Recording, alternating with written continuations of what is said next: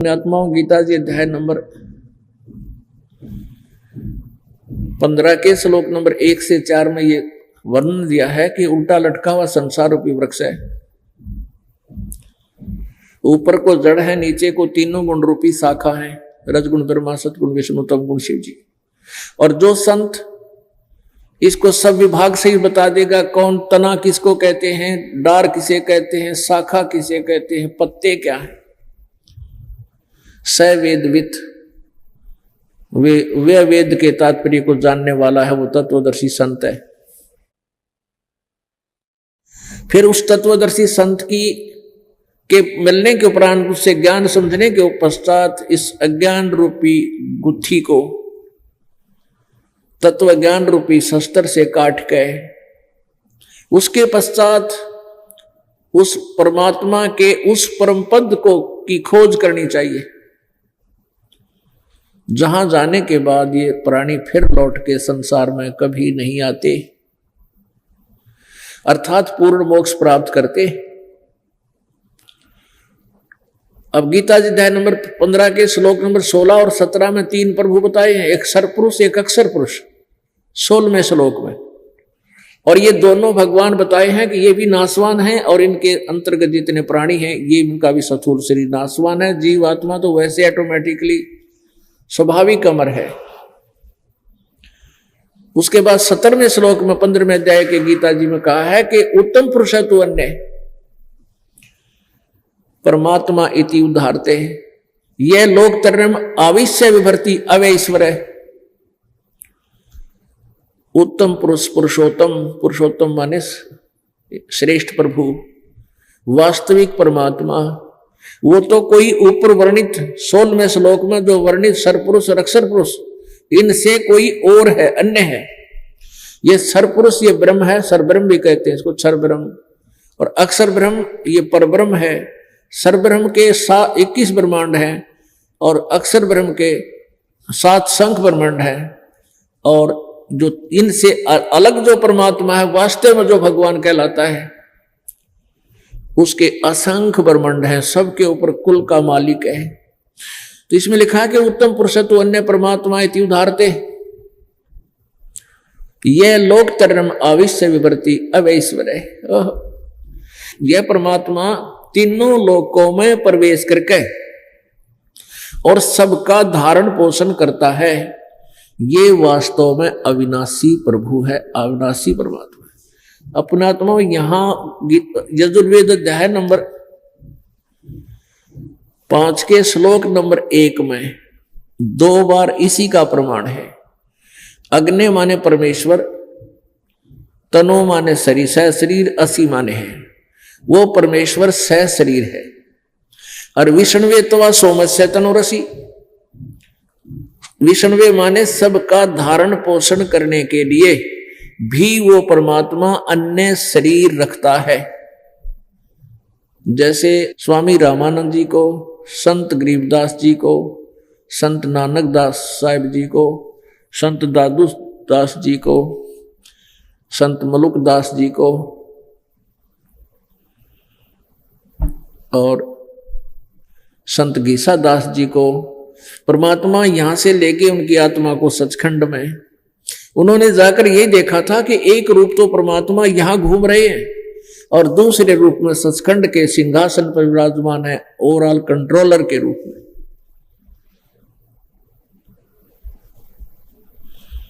इसी प्रकार यजुर्वेद बता रहा है कि परमात्मा सह शरीर है और 2 रूपों में शरीर धारण है। एक तो अनंत कोट ब्रह्मांड के स्वामी रूप में वहां विराजमान रहता है और वही अन्य रूप धारण करके यहां पृथ्वी पर भी हमें सत भक्ति से ओत प्रोत करने के लिए आता है, हमारा धारण पोषण करता है। वही पर उसी परमात्मा की साधना से, उसी के विधान अनुसार सबको जैसा किया हुआ कर्म ये ब्रह्मा विष्णु महेश देते हैं, उसी का विधान बनाया हुआ है। और वो स्वयं जब यहां आ जाता है तो विशेष राहत देता है। तो इस प्रकार परमात्मा सह शरीर है, मानव सदृश्य है, वो साकार है।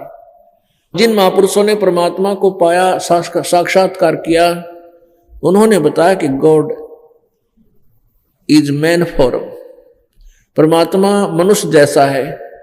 और जितने भी आज तक हिंदू धर्म के किसी भी संत ऋषि महर्षि की थ्योरी देख ले उठा कर, सिद्धांत, उनके अनुभव, वो कहते हैं परमात्मा निराकार है।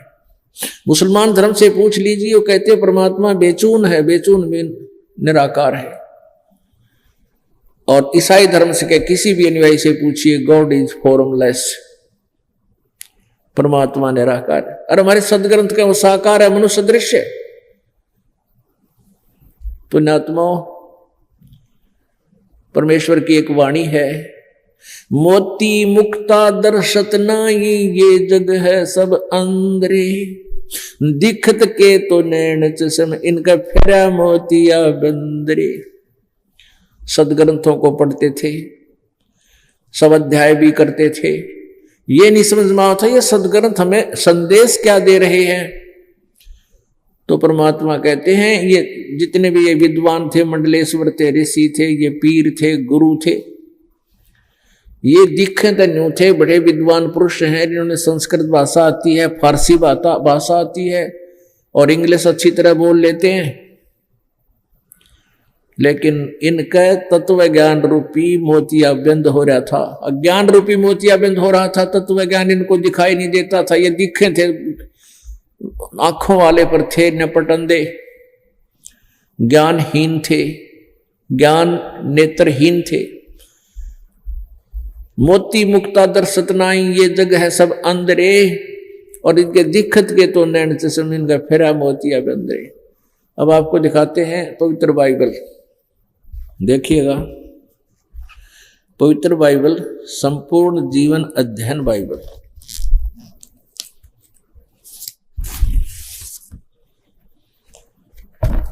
पवित्र बाइबल, संपूर्ण जीवन अध्ययन Bible, journal editor Donald C Stamps MA MDV, associate editor J Wesley Adams PhD। ये वही यहां हिंदी में लिखा है सारा कुछ। डेविड स्टुअर्ट्स संपादक, प्रबंध संपादक, अंग्रेजी संपादक, प्रधान संपादक Donald C Stamps MA MDV, संयुक्त संपादक J वेस्ले आदम्स PhD। ये घना, ये मैसूर लाइफ पब्लिशर्स, ये कहाँ से छपा है? इंटरनेशनल स्प्रिंगफील्ड मसूरी USA से छपा है। अब हम इसमें ये देखेंगे इसकी उत्पत्ति का देखते हैं ग्रंथ। ये है उत्पत्ति ग्रंथ है, इसमें अंग्रेजी में इसको ये लिखा है जेनेसिस 1 फर्स्ट, 4 पृष्ठ पर। यहां इसमें लिखा आरंभ में, आदि में परमेश्वर ने आकाश और पृथ्वी की सृष्टि की। पृथ्वी बेडौल और सुनसान पड़ी थी और गहरे जल के ऊपर परमात्मा का अंधियारा था तथा परमेश्वर का आत्मा जल के ऊपर मंडराता था। जब परमेश्वर ने कहा उजियारा हो, उजियाला हो गया, और परमेश्वर ने उजियाले को देखा अच्छा है, और परमेश्वर ने उजियाले को अंधियारे से अलग किया, और परमेश्वर ने उजियाले को दिन और अंधियारे को रात कहा। तथा सांझ हुई, फिर भोर हुआ, इस प्रकार पहला दिन हो गया। फिर परमेश्वर ने कहा कि जल के बीच एक ऐसा अंतर हो कि जल 2 भाग हो जाए। तब परमेश्वर ने एक अंतर बनाकर उसके नीचे के जल और उसके ऊपर के जल को अलग अलग किया, और वैसा ही हो गया। सांझ हुई, फिर भोर हुआ, इस प्रकार दूसरा दिन हो गया। इस प्रकार ये तीसरा दिन हो गया।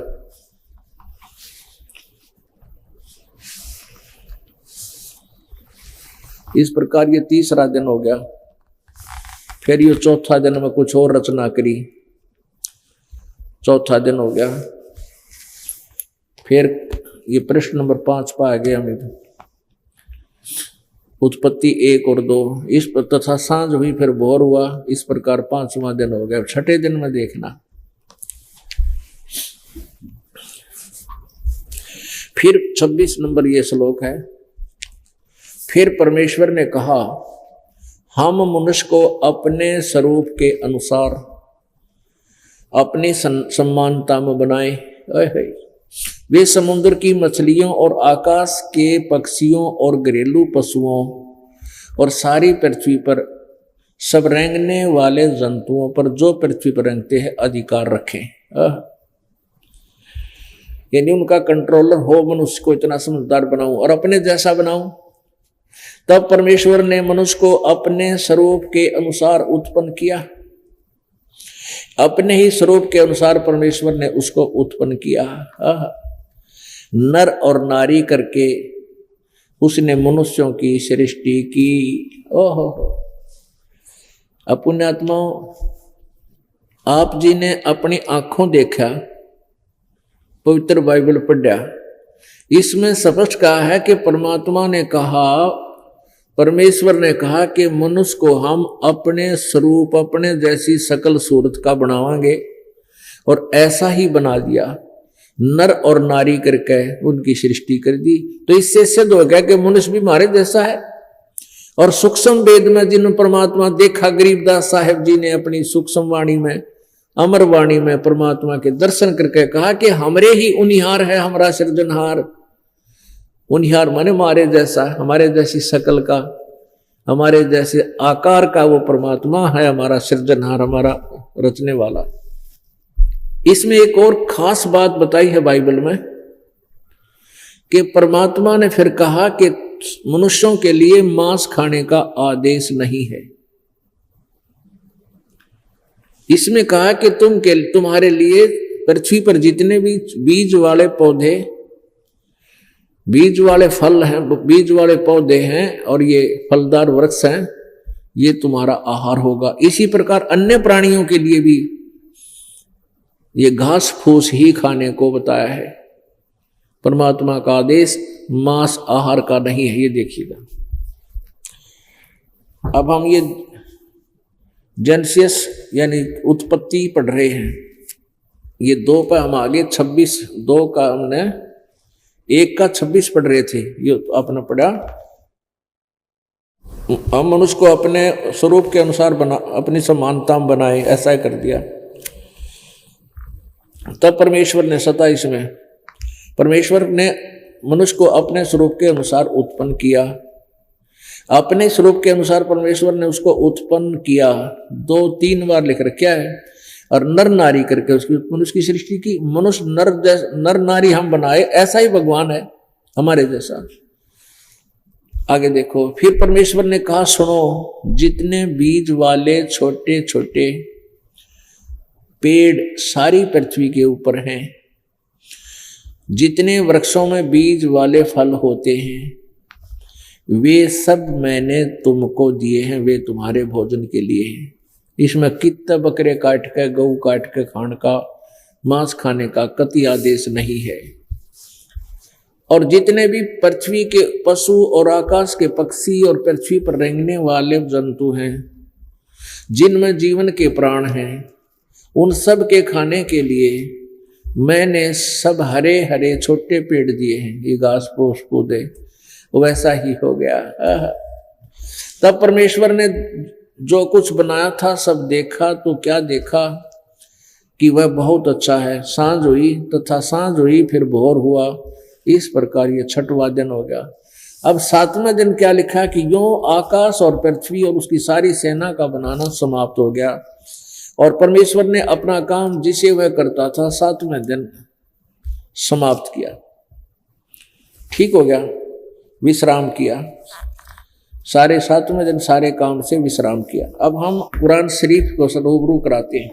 अभी आपने पवित्र बाइबल में स्पष्ट देख लिया, परमात्मा ने मनुष्य को अपने जैसा बनाया, तो परमात्मा भी नर आकार जैसा नर आकार है। और 6 दिन में सृष्टि रची, 7वें दिन विश्राम किया। और यही पवित्र बाइबल ना पवित्र कुरान शरीफ समर्थन देगा कि वो परमात्मा कबीर है 6 दिन में जिसने सृष्टि रची 7वें दिन तख्त पर जा बैठा। 6 दिन में सृष्टि रच के भगवान तो चला गया सतलोक, पाछे थी काल ने बागडोर संभाल ली।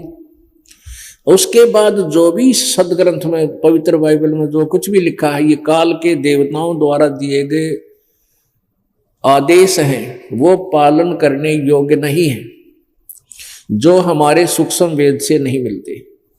पवित्र बाइबल में आगे चल के मांस खाने का भी प्रावधान बताया है। वो कैसे बताया है कि उसमें प्रमाण दिया है कि ये जितने भी इनके पैगंबर या संत हुए हैं, हजरत ईसा मसीह के अंदर भी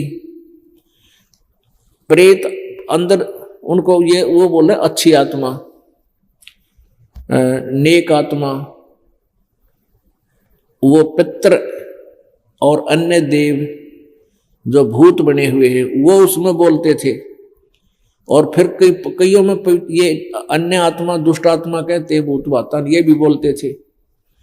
तो उन्होंने आगे आदेश दिए गए हैं, जैसे यहाँ कहता है कोई हिंदू धर्म के अंदर भी आप देखते हो भूत बढ़के किसी में अनुका मैं बहरो हूँ, ओ बहरो हूँ, हाँ कोई का मैं दुर्गा बोलूँ, सारे भूत है वो बकवादी। कोई का बकरे लाओ मेरी खातर, वो डरते बकरे काटने लगे। दूने पापी और बना दिए नालायका ने, किन्होंने ये अंदर बोल के भूत और अपने आप को कोई कुछ बता रहा है, कोई कुछ बता रहा है। तो पुण्यात्मा अब पवित्र कुरान शरीफ और क्लियर करेगी। पवित्र बाइबल ने ये क्लियर कर दिया परमात्मा मनुष्य जैसा है और उसने 6 दिन में सृष्टि रच के अपने निज स्थान पर विश्राम कर दिया। कुरान शरीफ ये बताओगी उसका नाम कबीर है। ये देखिएगा, ये है पवित्र कुरान शरीफ। इसमें लिखा है यह वह इल्हामी किताब है, यह वह किताब है जिसमें कोई संदेह नहीं, जिसमें संदेह की कोई गुंजाइश नहीं। यानी इसमें जो लिखा है वो कति सच्ची सच है। देखिएगा शेरवानी संस्करण है।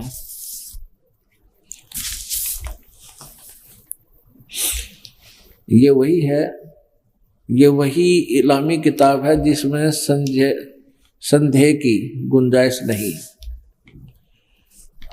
और ये है मुतरजम है बरहासियस यानी अनुवाद टिप्पण, इसका अर्थ है, इसका अर्थ ही ब्रैकेट में रखे, ऐसा होता है। शास्त्रीय अरबी पद्धति पर नागरी लिपि में शेरवानी संस्करण, प्रकाशक हैं लखनऊ किताब घर, मौसम बाग, सीतापुर रोड, लखनऊ। इसमें देखिएगा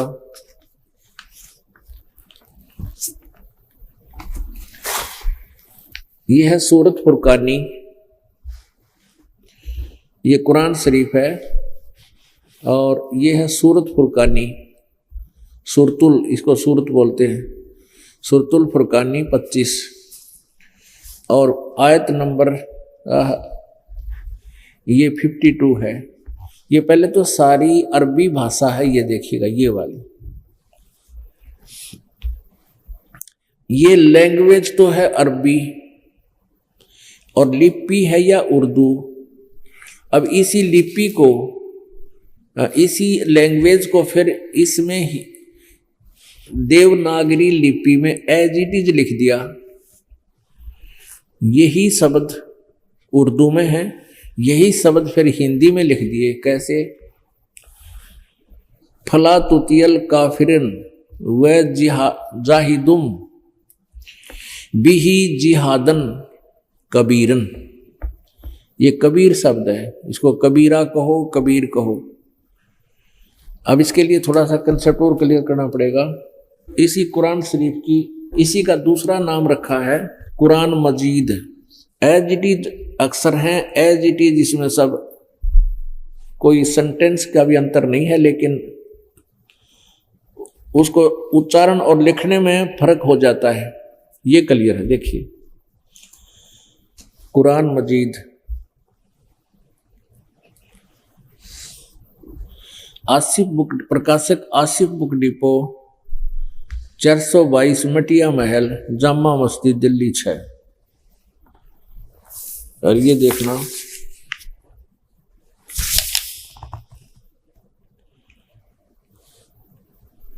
हिंदी मुतरजम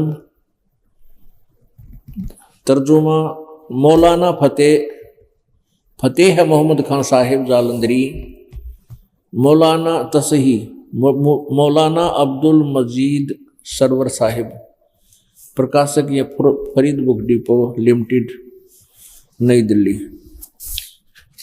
इसमें देखिएगा ये है सूरत फुरकानी 25 कुरान मजीद, और इसमें 570 है, उसमें 604 पृष्ठ है। फिर दिखाऊंगा, यहां देखना एज इट इज, इसमें कोई अंतर नहीं। ये नीचे 52 नंबर एज इट इज बिल्कुल। फला तुतियल काफिरन ने व जाहिदुम बिही जिहादन कबीरा, ये कंसेप्ट क्लियर करना चाहता था दास। उसमें कबीरन समझ गया, कोई ने सोचा कि इसका अर्थ और बनता हो ये कबीरा, तो इसको कबीर कहो चाहे कबीरन कहो, बस इससे इतना ही लेंगे। अब हम फिर कुरान शरीफ को ही लेते हैं। अब कुरान शरीफ को ही आपको सुनाएंगे। ये कबीर और कबीरन एक का बात है। अब इसमें क्या बताया है आपको, मौखिक बता दिया था। अब फिर इसी के अंदर रूबरू कराते हैं आपको सदग्रंथों से।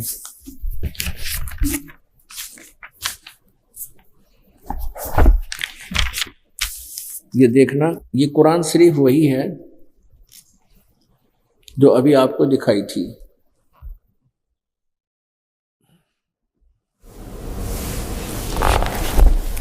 ये प्रश्न नंबर 604 दिखाना रह गया था, ये देखिएगा प्रश्न नंबर 604 पे कुरान शरीफ सूरत फुरकानी 25 और आयत नंबर ये देखिए 52। फला तुतियल काफिरिन व जाहिदुम बिही जिहादन कबीरन, जैसे संस्कृत में लिखते हैं ना उत्तमम, मैं हट जाता और अलंत वाला उत्तम रह जाता है, जैसे ये कबीरन ये न हट जाएगा, कबीर रह जाएगा, कबीर 52 में। इसका अर्थ इन्होंने किया है, यहाँ पर देखिएगा इन्हीं का अनुवाद देखिए। ए पैगंबर तुम काफिरों का कहा न मानना और इस कुरान की दलीलों से उनका सामना बड़े जोर से करो। इन्होंने कबीर का अर्थ बड़ा कर दिया। अच्छा आगे देखो, अब इस वास्तव में ये है कि ये वो कबीर नामक परमात्मा है, उसके लिए तो संघर्ष कर। ये 607 पृष्ठ पे अब 53 नंबर आयत हम यहां पढ़ेंगे। और वो कबीर नामक परमात्मा और वही है, वो परमात्मा वही है जिसने 2 दरियाओं को मिला चलाया, एक मीठा और प्यास बुझाने वाला और एक खारी कड़वा, और दोनों में एक आड़ और मजबूत रोक बना दी। अभी आपने पवित्र बाइबल में पढ़ा था वही। और वही है जिसने पानी की बूंद से आदमी को पैदा किया, फिर उसको साहिब नसब यानी बेटा बेटी ससुराल वाला यानी किसी का दामाद बहू बनाया। और तुम्हारा परवरदिगार हर चीज को करने में शक्तिमान है। और अल्लाह के सिवा काफिर तो अल्लाह के सिवा ऐसों को पूजते हैं जो न उनको नफा पहुंचा सकते और न उनको नुकसान पहुंचा सकते हैं। यानी देवता तो केवल किया हुआ कर्म ही दे सकते हैं, कम बत्ती नहीं कर सकते, पाप नाश नहीं कर सकते। और काफिर तो अपने परवरदिगार से पीठ दिए हुए हैं, मुंह मोड़े हैं।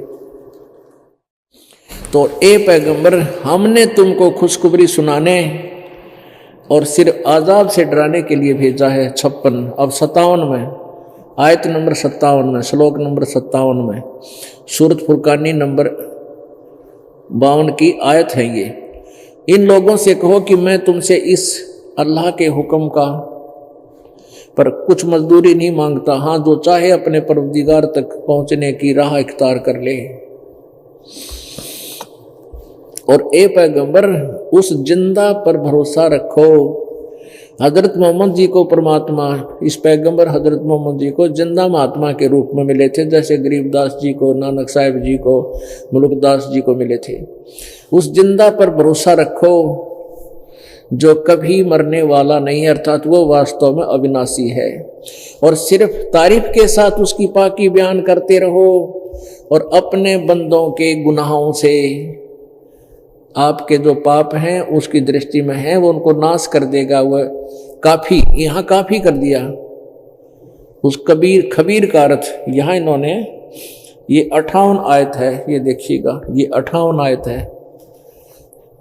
इवादही खबीरा, इवादही माने पूजा के योग, कबीर माने कबीर तो खबीर कहो, ये बोलने लिखने में फर्क हो जाता है।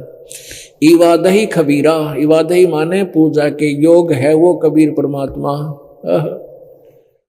और इन्होंने इसका अर्थ यहां कर दिया वो काफी, यानी बहुत, ये 58 है।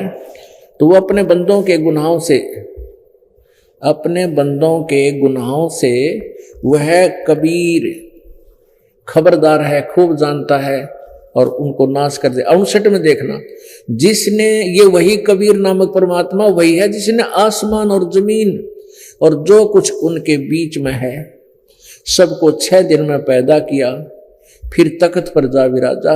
वह अल्लाह बड़ा, वह अल्लाह कबीर, यहाँ कबीर लिखना था, वो अल्लाह कबीर है और वो दयालु है।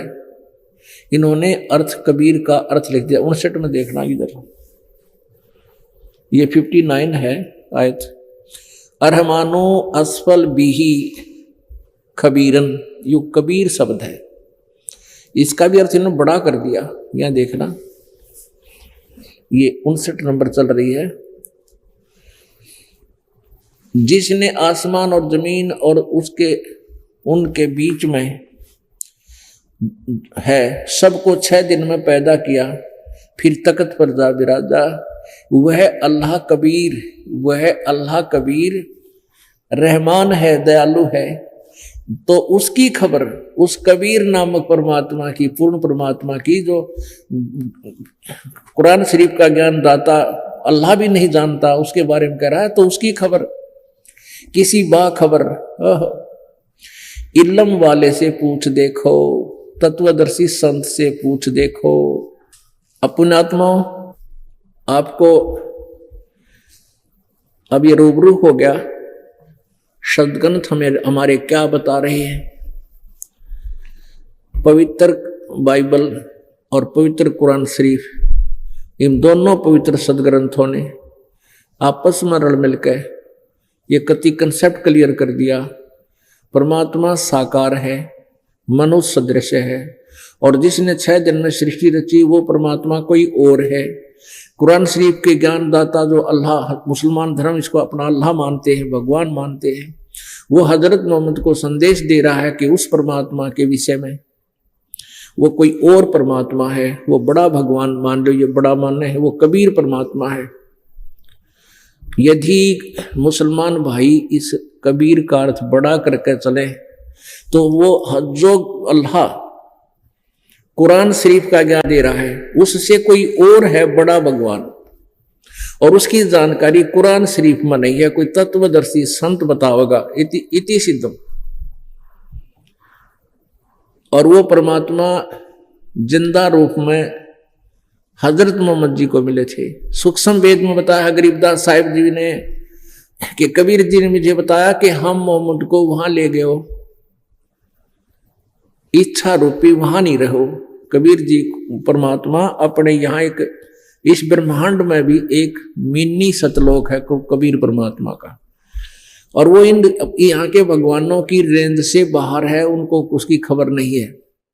जैसे राजदूत भवन होते हैं, एम्बेसडर हाउस प्रत्येक कंट्री का, प्रत्येक कंट्री में, तो यहाँ परमात्मा का एक राजदूत भवन है, और वहाँ परमेश्वर इस मोहम्मद जी को लेकर गए।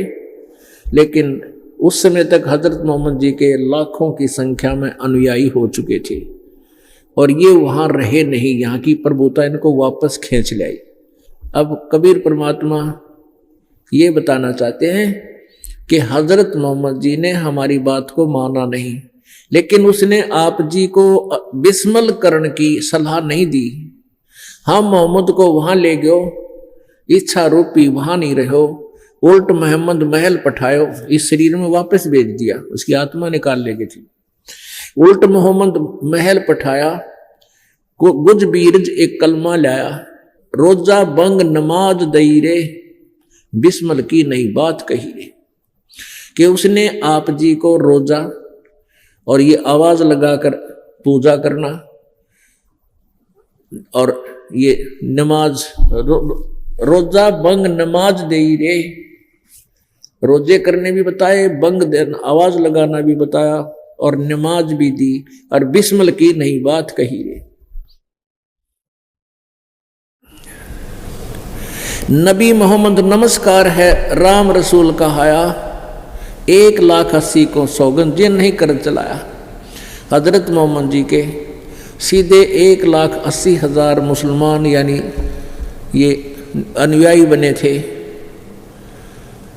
और कहते उनको सौगंध है, कसम है उनको, उन्होंने कभी किसी ने तुम्हारे की तरह ये बकरे गऊ काट कर नहीं खाई। नबी मोहम्मद नमस्कार है राम रसूल कहाया, 1,80,000 को सौगंध जिन नहीं कर चलाया।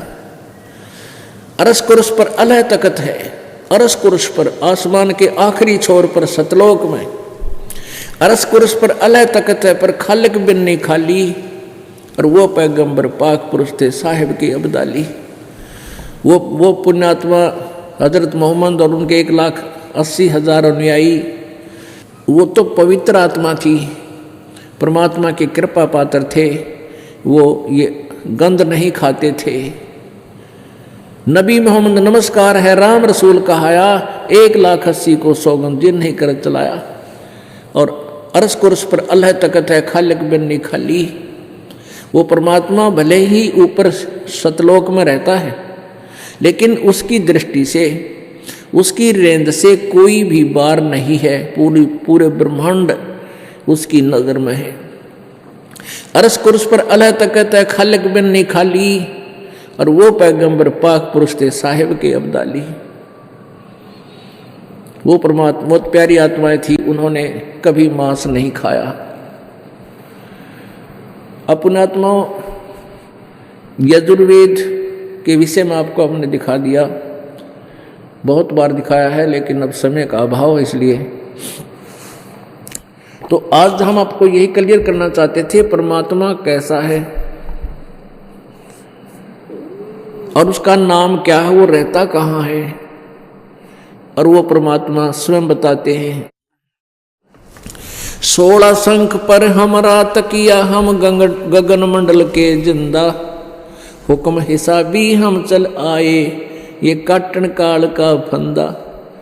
हमारा सतलोक के अंदर 16 शंख कोस की दूरी पर, यहाँ से सतलोक में हम रहते हैं, वहाँ हमारा तकिया है, हमारा निज स्थान है।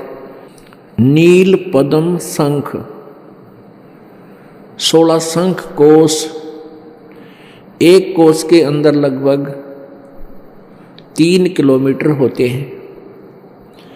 48 शंख किलोमीटर दूरी पर, जैसे अरब खरब नील 10 नील पद्म 10 पद्म है, पद्म 10 पद्म नील 10 नील, फिर शंख 10 शंख, ऐसे कितनी कहते वहाँ पर हम रहते हैं यहाँ से।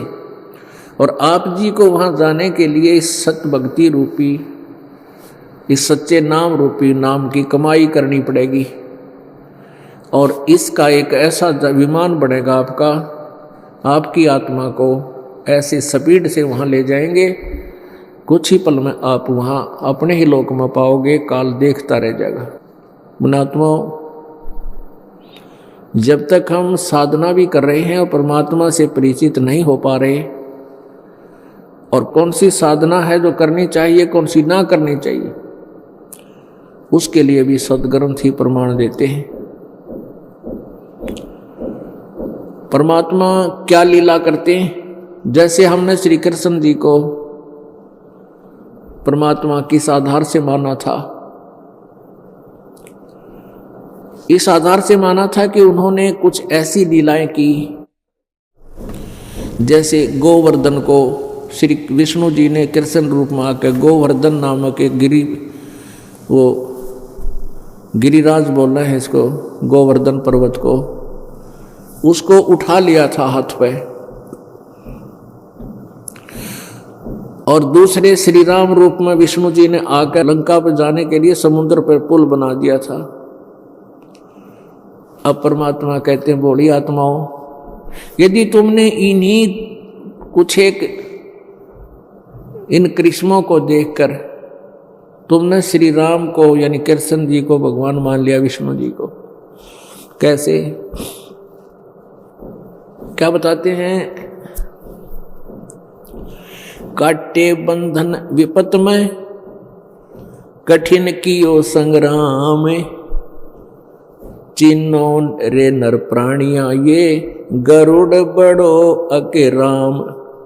रामचंद्र जी पुत्र दशरथ अयोध्यावासी, जब सीता जी को रावण उठा ले गया था, पता लगने पर उसके लाने के लिए सेना पार करनी थी, सेना पार होगी तो वहां क्या कहते हैं कि एक बार नाग फांस छोड़ दिया, एक शस्त्र, और उसमें इतने नाग उत्पन्न हो गए उन सर्पों ने रामचंद्र जी वाली सारी सेना को ऐसे बांध दिया जैसे बाजरे की पूड़ी बांध दिया करें, हाथ नीचे को, और उनको जकड़ लिया लपेटे लाके, और ऐसे माथे पर डंक कर लिया। रामचंद्र भी बांध दिया, लक्ष्मण भी बांध दिया, सारी सेना बांध दी, अन्यों खड़े चुपचाप, कुछ करने योग्य नहीं। कहते हैं फिर गरुड़ को याद किया, आपत्ति में, विपत्ति में, और गरुड़ पक्षी ने आकर वह नाग काटे खाए।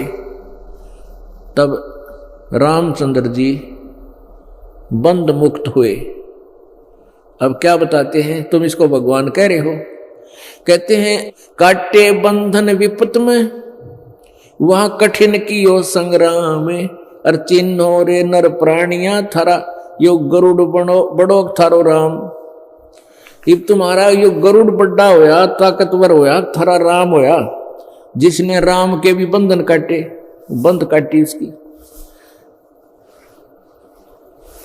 फिर क्या बताते हैं, समुद्र पाट लंका गयो सीता को भरतारे, अगस्त ऋषि ने ये सातों पी लिए, इनमें कौन करतार। यदि तुम इस दृष्टिकोण से श्री रामचंद्र जी को भगवान मानते हो कि उन्होंने समुद्र पर पुल बना दिया और पुल बनाकर सेना तार ले गया, समुद्र पर पुल बनाने मात्र से तुमने इनको भगवान मान लिया, और अगस्त ऋषि ने सारे सातों के सातों एक घूंट में पी लिए थे। पुण्यात्माओं, आध्यात्मिक शक्ति में, आध्यात्मिक जो शक्ति है वो बहुत प्रबल है। ये वैज्ञानिक अब ये केमिकल मिला मिलू का और ये आसमान में जहाज छोड़ छाड़ कर नहीं सोच लिया भगवान सही को इनकी थे, नहीं, तुमने 100 साल में जो प्रोग्रेस करी है वो सारी फेल, और एक पल में परमात्मा की शक्ति से पता नहीं क्या हो जाए, वचन से। तो ऐसे एक सिद्धि प्राप्त कर ली थी। एक सिद्धि होती है, सब सागर पी लेती है, सब समुद्रों को पी सकता है। अगस्त ऋषि जी ने सारे जीवन में एक सिद्धि प्राप्त की, सागर पीण की। सातों सागरों को, सारे समुद्र को, यानी जितने भी पृथ्वी पर जल है, समुद्र है, सातों समुद्रों को एक ही घूंट में पी गया और कति खाली हो गया, खोखायो। सब तालाब खाली पड़े, सूखे पड़े खंडरिए। तब देवताओं ने हाथ जोड़े, प्रार्थना करी, ऋषि लोग आए, तब उसने उल्टा ही कुरला कर दिया, सातों समुद्र भर गए। अरे तुम तो ये कह रहे हो कि समुद्र के ऊपर पुल बनाने से पत्थर तरा दिए, वो भी पत्थर किसने तराए हो तो बाद में बताऊंगा। और इसी से तुम मान रहे हो कि रामचंद्र वाज गॉड। तो अगस्त ऋषि ने सारे समुद्र पी लिए थे, इनमें कौन भगवान। समुद्र पाट मान समुद्र को छा इसके ऊपर के ढांप के इसको ऊपर पुल बना के। समुद्र पाट लंका गयो, सीता को भरतारे, अगस्त ऋषि ने सातों पी लिए, इनमें कौन करतार। गोवर्धन श्री कृष्ण धारो, द्रोण गिरी हनुमंते, और शेष नाग सब सृष्टि उठारा, इनमें कौन भगवंते। तुम्हारे ही लोक वेद में, तुम्हारी दंत कथाओं में, पुरानी कथाओं में आप ही बताते हो कि सारी सृष्टि, सभी ब्रह्मांड के सभी लोकों को शेष नाग उठा रहा अपने सिर पे, और उनमें से एक ये पृथ्वी भी है और विष्णु लोक भी है। तो यहां परमात्मा कहते हैं कि तुमने एक श्री कृष्ण जी को, विष्णु जी को एक गोवर्धन उठाने मात्र से भगवान की संज्ञा में ले लिया, तो हनुमान ने द्रोणागिरी उठाया पर्वत, और शेष नाग जिसके ऊपर ये गोवर्धन रखा है, इस पृथ्वी भी सारे लोगों को भी उठा रहा तुम्हारे अनुसार। तो इनमें कौन भगवंत। गोवर्धन श्री कृष्ण धारो, द्रोणागिरी हनुमंत, शेष नाग सब सृष्टि उठाई, इनमें कौन भगवंत। फिर इनमें कौन भगवान होया, क्यों मती मारी गई तुम्हारी। कबीर परमेश्वर ऐसी खरी खरी सुनाया करते थे।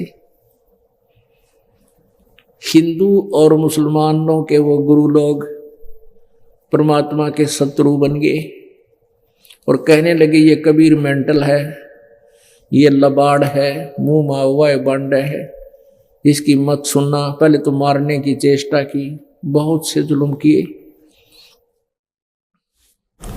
लेकिन उनमें वो सफल नहीं हो पाए। अंत में परमात्मा के साथ बहुत सी और भी जुल्म किए। अब समय का अभाव, पुण्यात्माओं, ये एक ऐसा चैप्टर है, ये ऐसा ज्ञान है, इसको 2 घंटे में तो भूमिका बनती है, आगे के बताना चाहते इतने समय हो जाए। तो पुण्यात्माओं धीरे धीरे लगे रहो, सत्संग में आते रहो, कुछ दिनों में आपका ये सारा सिलेबस कंप्लीट हो जाएगा और फिर आनंद आया करेगा अपने भक्ति करने में, सत्संग सुनने में। और आपके जो प्रारब्ध कर्म हैं उनमें पुण्य थोड़े हैं, पाप गड़े।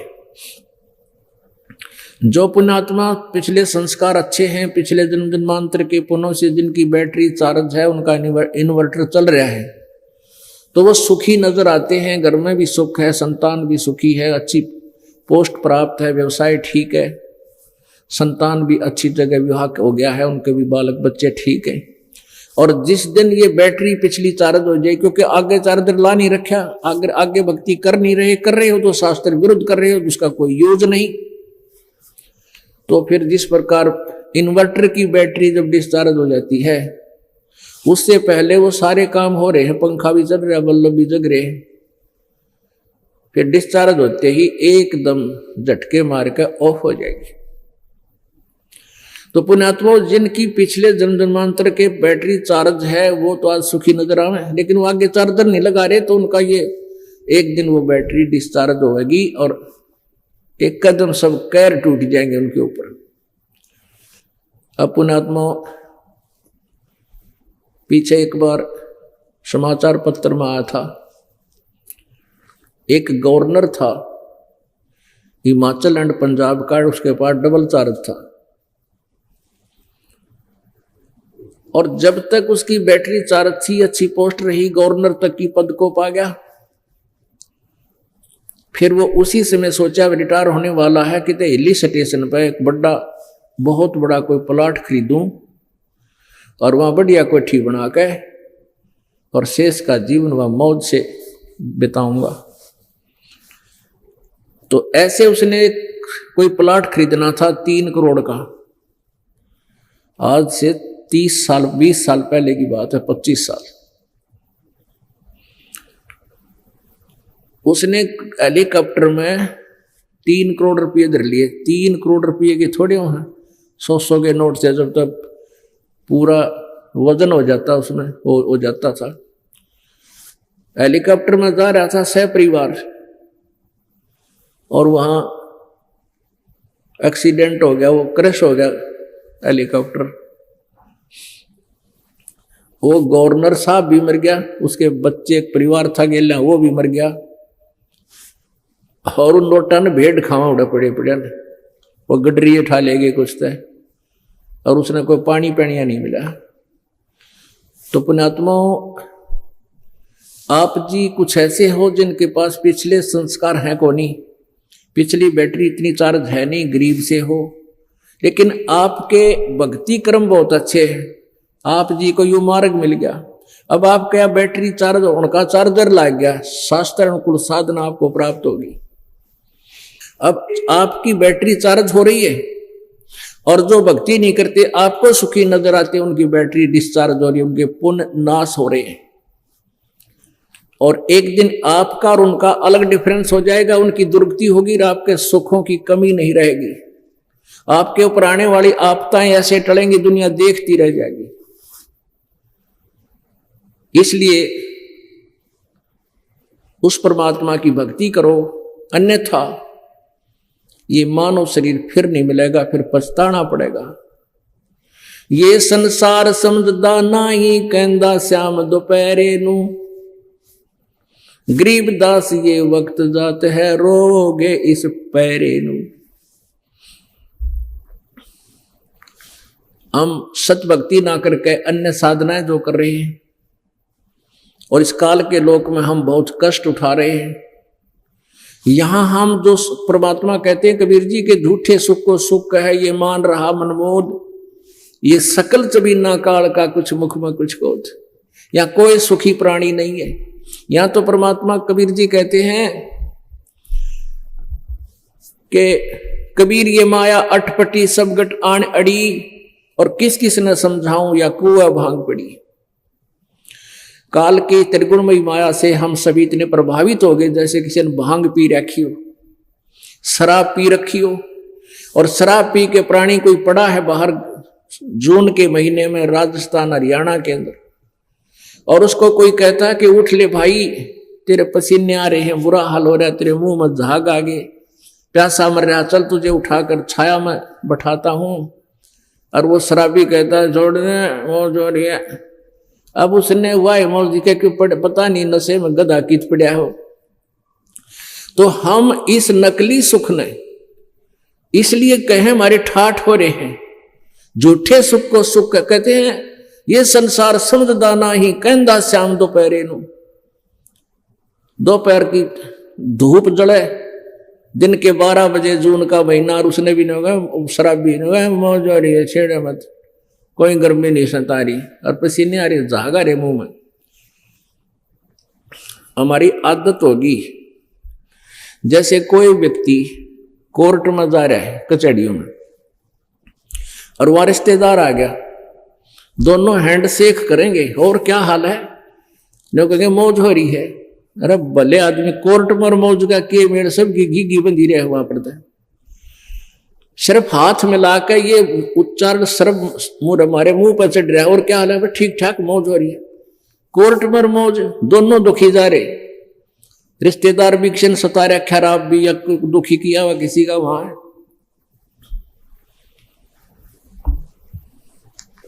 परमात्मा हमें यही बताना चाहते हैं, ये संसार समझदा नाही कहंदा श्याम दोपहरे नू, गरीबदास ये वक्त जात है रोगे इस पैरे नू। इस समय ने मनुष्य जीवन को याद करके रोया करोगे, जब पार नहीं हुए सद्भक्ति नहीं की तो। अब परमात्मा कहते समझा है तो सिर दर पाओ, और बहोर नहीं रे ऐसा दाओ। सच